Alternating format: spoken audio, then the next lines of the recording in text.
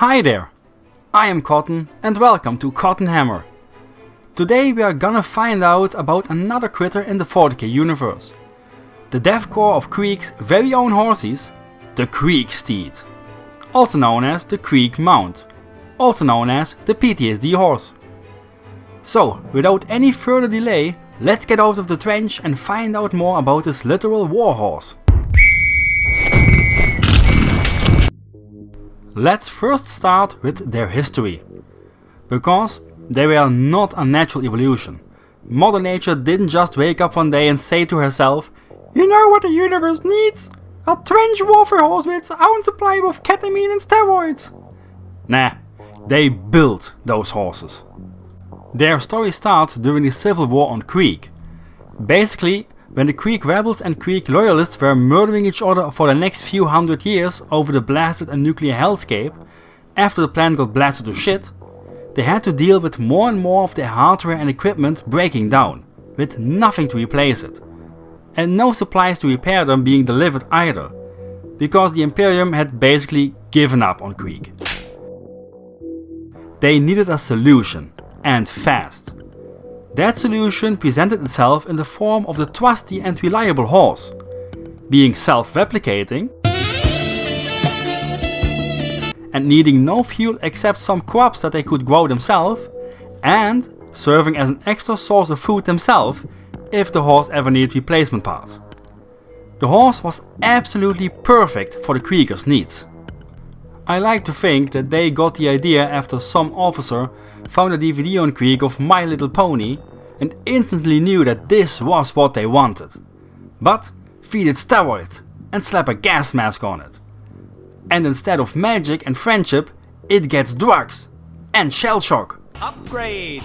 Anyway, while the horse was perfect for the supply lines, the main goal was of course to murder that bastard in the opposite trench. So instead of riding to battle in tanks and APCs, which were at this point rare to begin with, and even if you could get your hands on a few, they had the habit of getting stuck in mud and bombed out craters scattering the surface.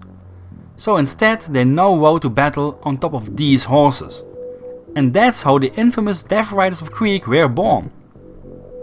Now, as you can probably imagine, a regular off-the-shelf horse doesn't really do so hot in an irradiated battlefield. So some improvements had to be made. The local Adeptus Mechanicus cracked their knuckles and went to work on making the best horses. So many generations of selective breeding, gene splicing and surgical enhancements later, we got the Krieg Steed. So, what makes a Krieg Steed so special compared to a normal horsey? Like I mentioned before, a lot of these differences have to do with them being genetically modified. They are basically Space Marine horses at this point. One of the first things anyone notices is of course their huge fuck off size. Not just in height, but they are also far bulkier, with bristling muscles and a very broad and strong neck. The next thing you would notice is that they are almost hairless. They have no mane, no tail, and the little bit of hair they got are just some stubby bristles. This is done on purpose, cause ain't nobody got time to clean that shit. So they literally bred the hair out of them. They also can't get tangled that way, like in barbed wire or overly enthusiastic furries. They also changed the way these horses think. Even in a calm state, they are actually quite aggressive and confrontational. During a battle, additional drugs get injected into them to make them fearless and tireless. Kind of pointless I think, since they ain't got tires anyway. They don't give a shit about explosions or gunfire nearby them. They only care about violence. Do I look angry? This whole drug cocktail does have its downsides though. The rider has to constantly monitor the horse's metabolism and then add more chemicals to keep the whole chem cocktail in balance. Or it's gonna be a bad trip for both. Pun intended. Now, if you add up all these chemicals, the massive size and bulk of them, and their genetical advantages that got built in, you get an absolute chat horse that takes just as much firepower to take down as a small tank. That's why many of these horses look even more horrifying than you are imagining right now. Cause the ones that survived the previous engagements are full of scars and look like some patchwork Frankenstein horse that got built by combining a farm horse that stepped on a landmine with Brock Lesnar. These horses are literally built different. Getting shot at? Horse don't give a shit. Drowning in a swamp? This horse just walks right out like it's nothing. Explosions? This horse doesn't even look at it, cause that's how cool it is. Literally built different. After hearing all of that, you might think that the Adeptus Mechanicus went a bit too far on these, considering that the end result is meth horses with anger issues. But I say they didn't go far enough. They should have made it a unicorn, so that it can skewer whatever it charges at. Just imagine how glorious it would be to see a full battalion of these Emperor-blessed unicorns charging into the ranks of heretics and Xenos alike. The first file gets obliterated and turned into local red rain by the explosive tipped lances, and the second file gets impaled by unicorns and dragged over the battlefield while their comrades get trampled while they flee in terror. For the Emperor. Oh my. Anyway, as you can imagine, these horses are expensive, especially in the reality of 40k. So to get the most out of their investments, they actually built armor for them. The Adeptus Mechanicus must have found the ancient SCC for Oblivion Horse Armor DLC. Sadly, they couldn't afford the DLC, so the horse basically only gets a helmet and a slap on the ass for good luck. Which is more than some PDF guardsmen get, to be fair. The helmet has a built-in respirator and filters to protect the horse from gas attacks and general toxic environment.